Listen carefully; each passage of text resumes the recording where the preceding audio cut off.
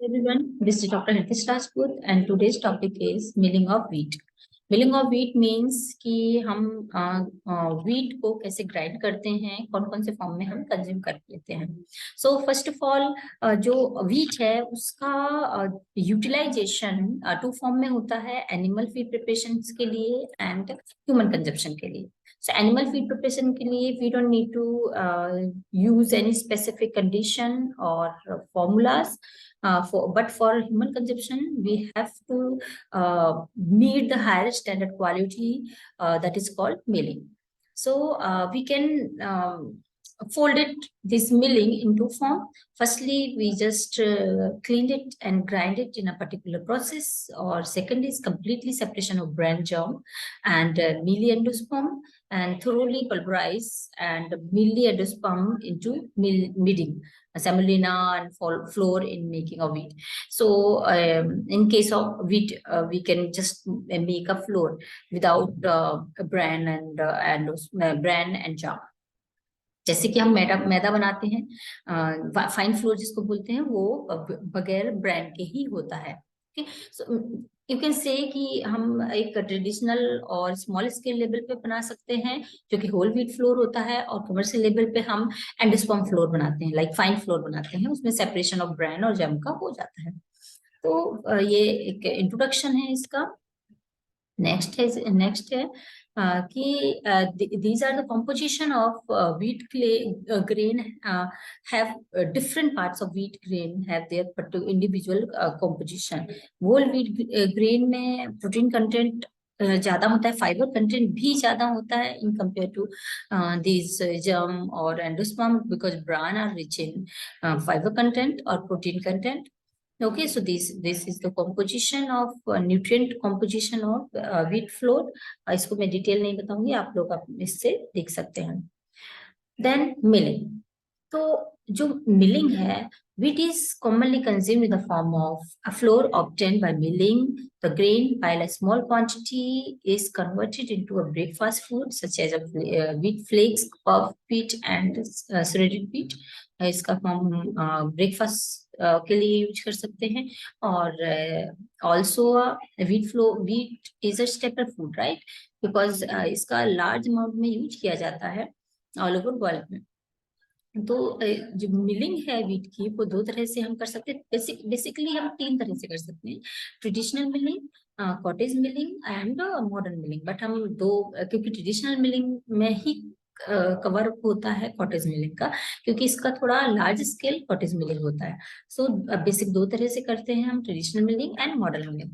So modern milling, traditional milling में क्या है, जो कि एक आटा पत्थर वाली चक्की होती है बेसिक, उससे हम मिलिंग करते हैं। पहले हाउस स्केल पे लोग हाथ से चक्की चलाते थे, राइट? और उस मेथड से हम व्हीट से फ्लोर को कन्वर्ट करते थे।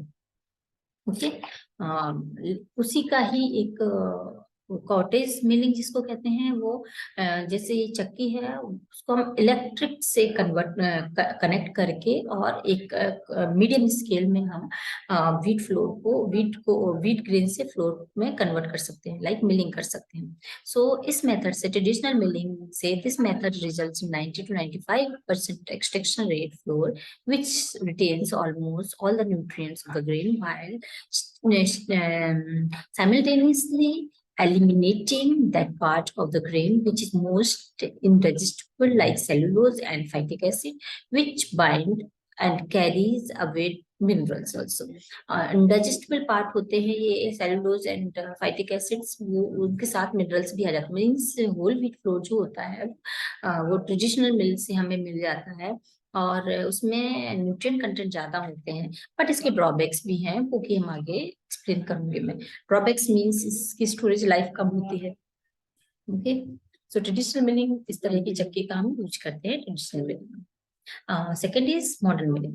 Modern milling में we have to follow a different steps like storage bin, blending bin, separation, reciprocating screen, aspirator, air currents, then disc separator, scorer, magnetic separator, washer stone, tempering, antolator, first break roll, sifter, purifier, reducing roller, sifters, then bleaching, bulk storage, enriching, packaging and dispatch.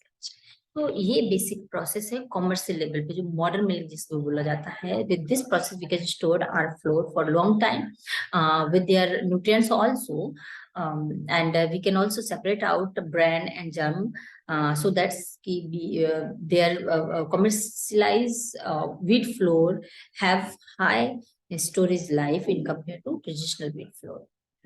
So modern milling में first is इसमें 12 steps involved हैं. We have to follow these steps simultaneously.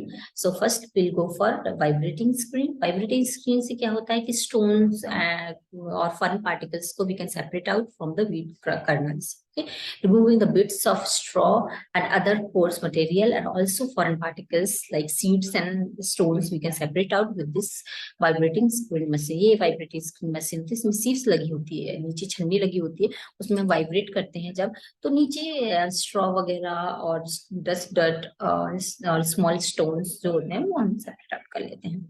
Then aspirator. So aspirator क्या है? Lift off lighter impurities of the wheat. Lighter impurities क्या मतलब है? Straw वगैरह होते हैं जो कि ग्रेन से लाइटर होते हैं, जितनी भी इम्प्योरिटीज उनको हम सेपरेट आउट कर देते हैं.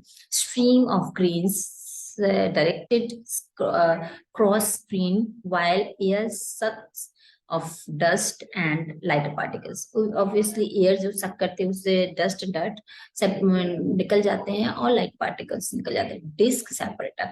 Disc revolving on horizontal axis. Surface of disc catch individuals grains but reject large and smaller material.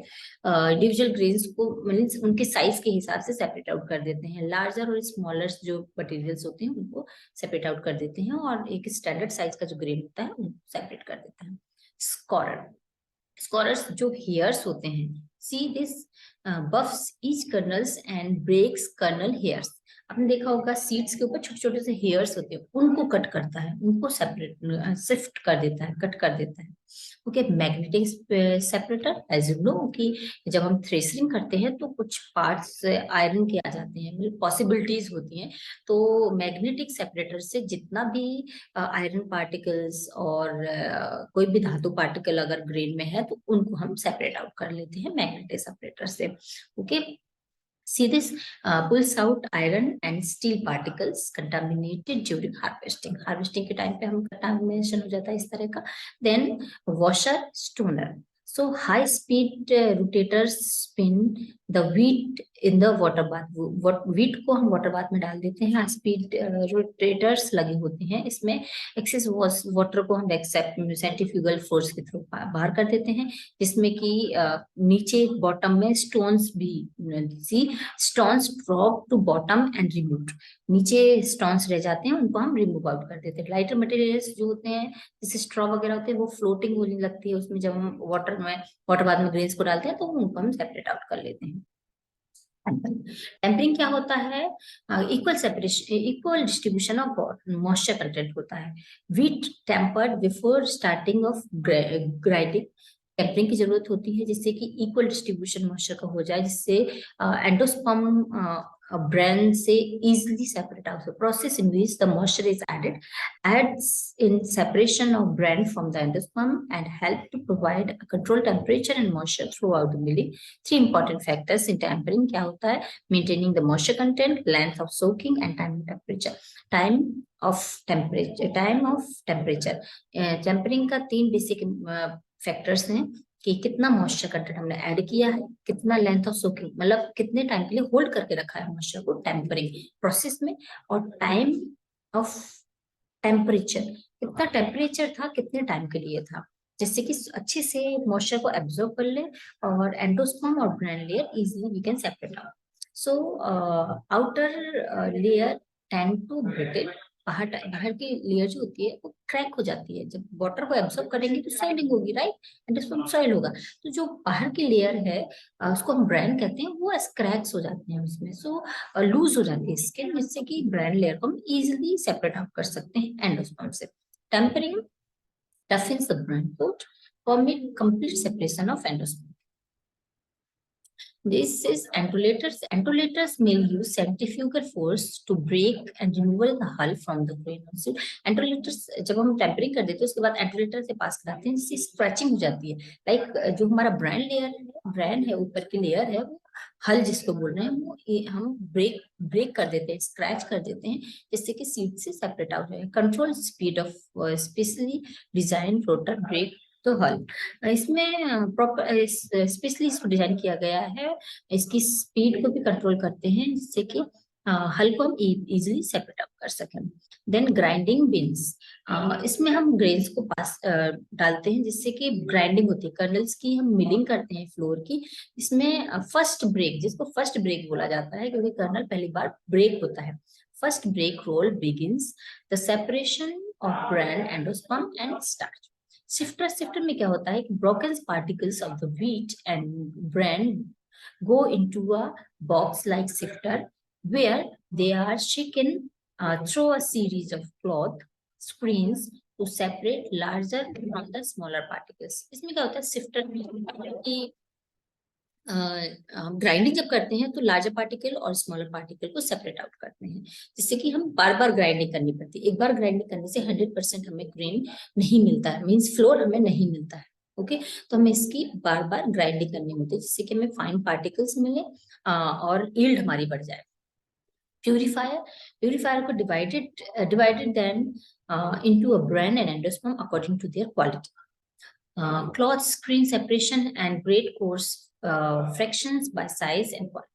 So purifier में हम सेपरेट आउट करते हैं ब्रान और एंडोस्पर्म को उनकी क्वालिटी के बेस पे और सेपरेशन को स्क्रीनिंग के थ्रू करते हैं, सीव्स के थ्रू और क्लोथ के थ्रू भी पार्टिकल साइज के बेस पे सेपरेट आउट कर लेते हैं. Then down purifier remove the wheat particles as free from the bran as possible.